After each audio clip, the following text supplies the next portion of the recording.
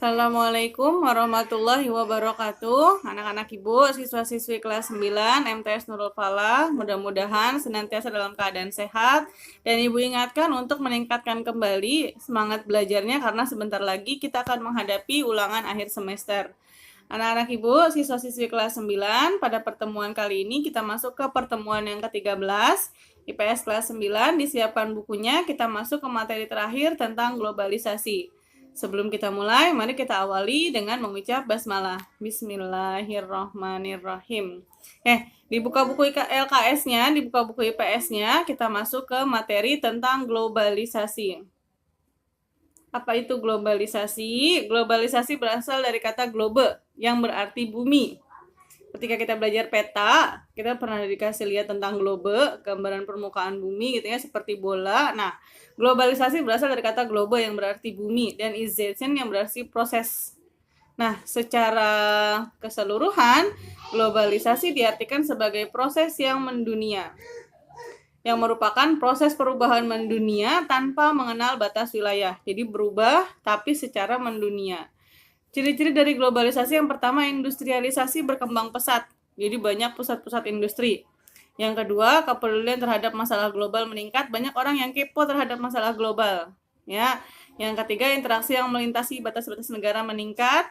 Yang keempat, komunitas, tenaga kerja, dan modal makin tidak terikat dalam satu wilayah. Contohnya banyak tenaga kerja asing yang keluar masuk dalam satu negara. Dan sebaliknya. Ya.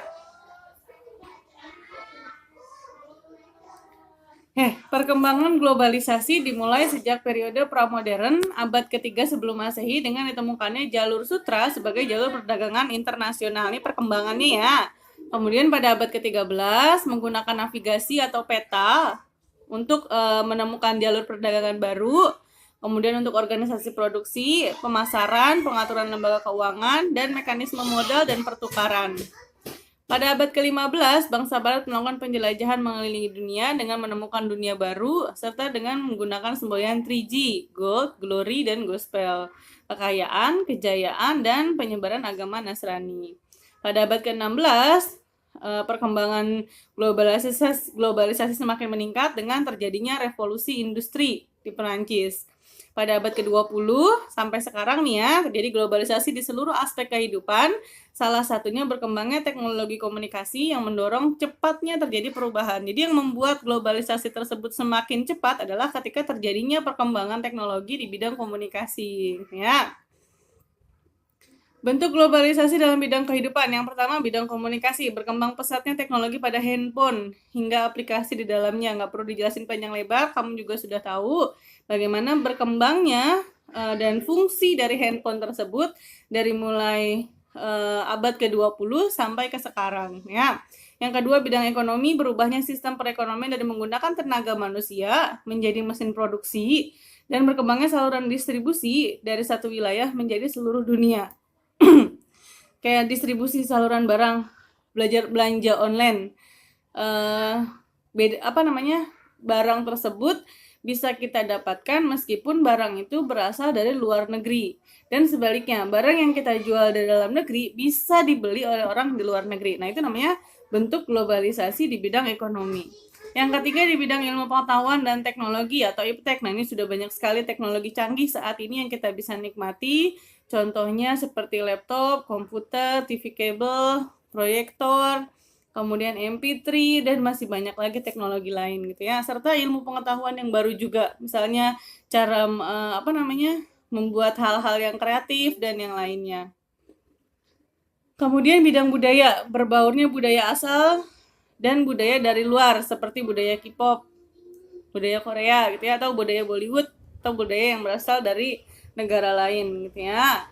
Kemudian bidang transportasi, berkembangnya sarana angkut barang dan manusia dari mulai sepeda motor hingga MRT dan LRT seperti sekarang ya. Busway udah ada, kereta sudah ada, dibuat MRT, dibuat LRT, dan seterusnya. Terakhir, bidang politik, berkembangnya kerjasama antar negara-negara di dunia, salah satunya adalah MEA atau Masyarakat Ekonomi ASEAN, artinya organisasi perdagangan, kerjasama mereka tuh di bidang ekonomi antar negara-negara yang ada di ASEAN, dan masih banyak lagi yang lain ya. Apa sih dampak dari globalisasi? Dampak globalisasi ada positif dan negatif. Dampak positifnya adalah perekonomian akan meningkat, sudah pasti. Ya, dengan adanya kecepatan kemajuan teknologi, maka ekonomi suatu negara pasti akan meningkat dengan pesat. Contohnya negara Jerman yang sudah menggunakan teknologi canggih, ya. Yang kedua, efisiensi, penghematan, dan efektivitas kinerja dalam kehidupan masyarakat akan meningkat. Ya, kita akan bekerja lebih hemat dan lebih efisien dan lebih efektif, artinya lebih banyak manfaatnya. Contohnya seperti mencuci dengan tangan dibandingkan mencuci dengan mesin cuci. Pasti lebih cepat mencuci dengan mesin cuci. Lebih hemat, lebih murah, dan lebih meringankan. Ya. Yang ketiga, komunikasi makin cepat dan mudah. Seperti sekarang misalnya ketika belajar online, di masa seperti ini kita masih tetap bisa belajar melalui komunikasi jarak jauh. Yang keempat, berkembangnya ilmu pengetahuan dan teknologi. Yang kelima, terjadinya modernisasi. Yang tadinya masih jadul, maka berubah menjadi modern mengikuti perkembangan zaman. Yang selanjutnya adalah peningkatan etos kerja, semangat kerja. Karena kalau nggak semangat kerjanya akan diganti dengan mesin. Ya.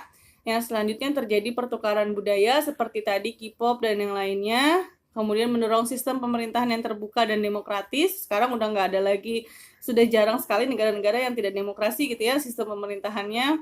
Dan yang terakhir, integrasi sosial dan peningkatan kesejahteraan.